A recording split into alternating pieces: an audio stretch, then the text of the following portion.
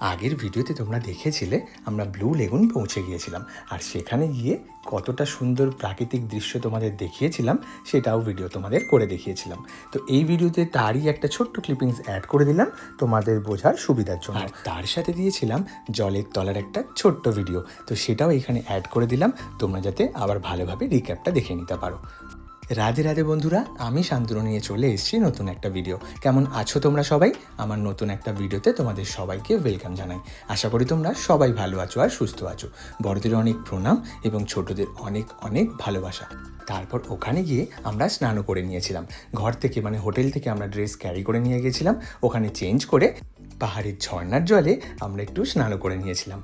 তারপর এখান থেকে আমরা রেইনবো ফলসের উদ্দেশ্যে বেরিয়ে পড়েছিলাম।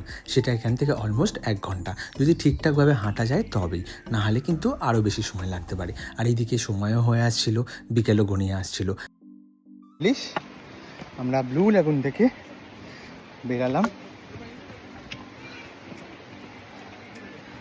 যাব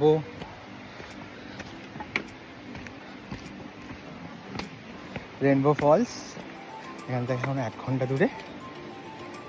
এখানে আমরা আমাদের স্নান টান সব হয়ে গেছে, তোমরা দেখতেই পেলে, ভিডিওতে দেখতে পাবে। এবার আমরা আবার নিচে নামবো রেইনবো ফলসটা দেখে, তারপরে গাড়ি করে ব্যাক টু গুয়াহাটি। ওখানে নাইট স্টে করবো আজকে। তো চলো দেখা যাক, পরে ভিডিওতে তোমাদের সাথে কন্টিনিউ করবো।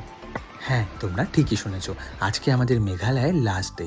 আমরা এটা দেখে বেরিয়ে যাব সোজা গুয়াহাটি, ওখানে গিয়ে স্টে করবো, নাইট স্টে। তো এখানে আমাদের যেহেতু লাস্ট ডে, তা আমাদের পুরো জার্নিটাই অনেকটা লেন্দি হতে চলেছে, কারণ আমরা মেঘালয় থেকে পুরো বেরিয়ে শিলং হয়ে তারপর গুয়াহাটি যাব। তাই প্রসেসটা রেইনবো ফলস যেতে যেতে আমার ফোনের চার্জ অলরেডি শেষ হয়ে গেছিলো, তাই সেখানে কোনো ক্লিপিংস ভিডিও নিতে পারিনি, তাই তোমাদের সাথে শেয়ার করতে পারলাম না। তারপরে আবার পাওয়ার ব্যাঙ্ক দিয়ে চার্জ দিতে তবে চার্জ পেয়েছিলাম, তাই বাকি ক্লিপিংসটুকু নিতে পেরেছিলাম।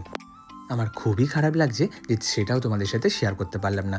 ওটাও কিন্তু খুবই সুন্দর একটা জায়গা, তোমরা গেলে কিন্তু অবশ্যই যেও। তবে হ্যাঁ, রেইনবো ফলসটা রেইনবোর জন্যই ফেমাস। যেহেতু বর্ষাকাল ছিল না, তাই আমরা রেইনবোটা দেখতে পাইনি। তবে এমনি কিন্তু যেমন ফলস হয় সেটা কিন্তু সেরকমই। তোমাদের একটা কথা বলে দিই, আমরা কিন্তু এই টোটাল ট্রেকিংটায় একটা গাইড নিয়েছিলাম। টোটাল ওদের চার্জ হলো 500 টাকা থেকে স্টার্টিং। তো তোমরা যেরকম স্পটে যাবে সেই হিসাবে ওদের চার্জ বাড়বে। যদি তুমি পুরো লাস্ট অবধি মানে রেইনবো ফলস অবধি যাও, তাহলে কিন্তু ওরা 1200 টাকা নেবে। আমাদের গাইডটা তোমাদের লাস্টে ভিডিওতে দেখাবো, খুবই একটা ভালো মানুষ।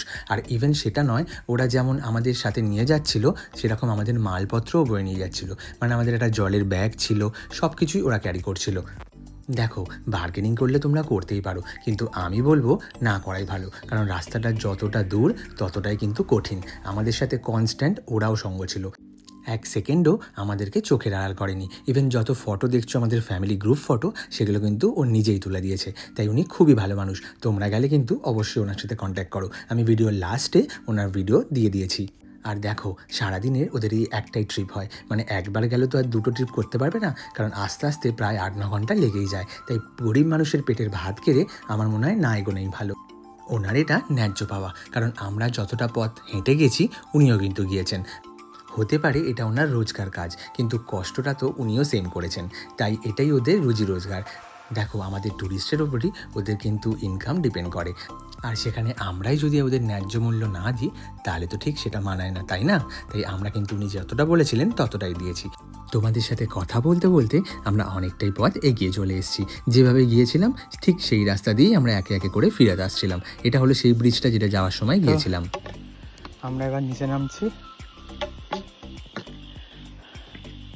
We are already exhausted. পায়ের অবস্থা খুবই খারাপ।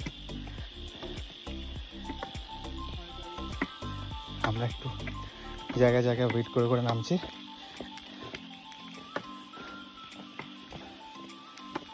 আর হাওয়া আছে ওপরের দিকে, বাট খুব একটা হাওয়া সেরকম নেই, গরমও লাগছে। ভুল হয়েছে, আমাদের টি শার্ট পরে হাফ প্যান্ট পরে আসা উচিত ছিল, বাট আমরা সেটা করিনি।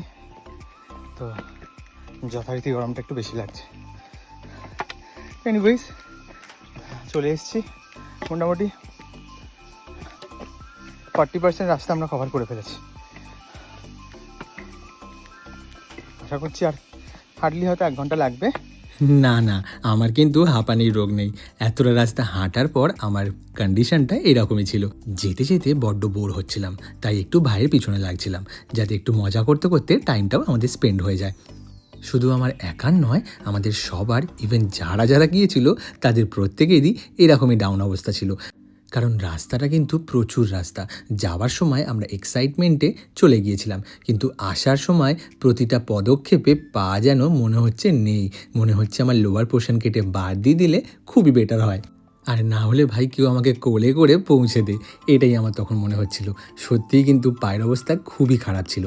দেখো, এই সেই ব্রিজ, সে যাওয়ার সময় তোমরা দেখেছিলে না, এটাই কিন্তু পুরো হ্যাঙ্গিং ব্রিজ। মানে প্রতিটা ব্রিজই হ্যাঙ্গিংয়ে ছিল, বাট এটা কিন্তু একটু বেশি ডেঞ্জার, কারণ প্ল্যাটফর্ম কিন্তু সেরকম ছিল না, আর টোটালটাই ঝুলছিল, আর হাওয়ার জন্য প্রচুর দোলাদুলিও করছিল। আমার মনে হয় যারা ট্রেকিং ভালোবাসে বা আগে এক্সপিরিয়েন্স করেছে তাদেরই কিন্তু আসা উচিত, কারণ ফার্স্ট টাইম যদি কেউ এরকম আসে তারা কিন্তু আসতে পারবে না, কারণ রাস্তাটা প্রচুর লং। যেতে যেতে হঠাৎ দেখি যে কাকে কাঁধে করে 4 জন নিয়ে আসছে। তো আমি ভাবলাম হয়তো মারা গেছে কেউ, তাই অনেকক্ষণ ভালো করে অবজার্ভ করলাম। তারপর দেখি চশমা পরে যাচ্ছে। ভাই, মারা গেলে চশমা পরে কে যায়? তাই তারপর আমাকে ভাই বলল এটা চশমা পরে ঘুরতে যাচ্ছে। মানে কেদার বদ্রীনাথে বা বৈষ্ণোদেবীতে যেমন আমরা ঘোড়ার পিঠে, খচ্চরের পিঠে চড়ে যাই, এখানেও সেরকম ব্যবস্থা আছে। মানে তুমি টাকা দিলে 4 জন লোক তোমাকে খাটিয়ার মধ্যে শুয়ে বয়ে বয়ে নিয়ে যাবে। আমি তো কিছু সেকেন্ডের জন্য হতবাক হয়ে তারপর হাসতে শুরু করলাম। ভাই, এটার কোনো মানে হয়? একজন ঘুরতে যাবে, তার জন্য 4 জনকে কষ্ট দেওয়া। আমরা এখানে এখন রেস্ট করছি। আর কত কি সিঁড়ি বাকি বলো? এখনো 900 সিঁড়ি বাকি, 3500 হওয়ার মানে হতে, তাই তো? আমাদের সবার একবার হালতটা দেখো। টোটাল 3500 সিঁড়ি আছে। আমরা এখনো 900 সিঁড়ি বাকি আছে পৌঁছতে, ওপরে উঠতে। আমরা এখন খুব ক্লান্ত, তাই আমরা একটু রেস্ট নিচ্ছি। রেস্ট নিতে নিতে আমরা ওপরে উঠছি। এই হলো আমাদের কাহিনী। অলরেडी আমাদের জামা খুলে ফেলেছি, आधा नंगा हो गया है हम लोग अभी, और 900 उठते उठते पूरा नंगा हो जाएंगे। ब्लू लगून, रेनबो फॉल्स हम लोगों को नंगा करके ही छोड़ दिया। ऊपर में बहुत गर्मी है, প্রচণ্ড গরম, যার জন্য আমাদের এত গরম লাগছে, সেই জন্য শার্টটা খুলে দিয়েছি যাতে আরো না না একদম খুব ভালো জায়গা। আসবেন, কেন আসবে না? ঘরে ব্লু লেগুন পানি খেয়ে নেবেন, কেউ আসবেন না। তা আমরা এখনো বাকি 900খানা সিঁড়ি স্টেপ বাকি এখনো আছে, তো একটু রেস্ট নিয়ে নিচ্ছি, তারপর আবার। রেস্ট নিতে নিতে আমরা ওখানে ফুচকা আর ঝালমুড়ি খেয়ে নিয়েছিলাম। পাহাড়ি এলাকার ফুচকা আর ঝালমুড়ি কেমন হয় সেটাও টেস্ট করে নিলাম। তবে দামটা কিন্তু কস্টলি। 1 প্লেট ফুচকা ছিল 50 টাকা, আর ঝালমুড়িও ছিল 50 টাকা। এইসব ক্লিপিংস দেখার পর আমার আবার সেই সব দিনের কথা মনে পড়ে যাচ্ছে, আর লিটারেলি আমি এখানে বসে হাসছি এখন এডিট করতে করতে। তখন আমরা কী সব বলে গেছি মাথার কোনো ঠিক ছিল না। আসলে কি বলো তো, আমরা আমাদের কমফোর্টেবল ড্রেসটা পরে যাইনি। তোমরা কিন্তু গেলে তোমাদের যেটা সুবিধা সেটাই পরে যাও। আমরা যেহেতু জিন্স আর শার্ট পরে গেছিলাম, তাই গরমটা একটু বেশি লাগছিল। চলো, তোমাদের সাথে কথা বলতে বলতে আমরা আমাদের স্টার্টিং পয়েন্টেও চলে এসেছি। সকাল 8:30টায় আমরা হাঁটা শুরু করেছিলাম, আর 4:45 নাগাদ বিকেলে ফিরে এলাম। তাই বুঝতেই পারছো প্রায় 8 ঘন্টার কাছাকাছি জার্নিটা। তাই যারা যাবে তারা কিন্তু ভেবে যেও, কিন্তু প্রচুর সুন্দর জায়গা, গেলে কিন্তু মন ছুঁয়ে যাবে। আর এটা হলো আমাদের গাইড। বন্ধুরা, তোমরা আমাকে ইউটিউবে গিয়েও সাপোর্ট করতে পারো। আমার চ্যানেলের নাম শান্তনুস লাইফস্টাইল। ভিডিওটা ভালো লাগলে অবশ্যই একটা লাইক এন্ড কমেন্ট করে দিও। দেখা হচ্ছে নতুন ভিডিওতে। সবাই ভালো থেকো, সুস্থ থেকো, অ্যান্ড কিপ স্মাইলিং।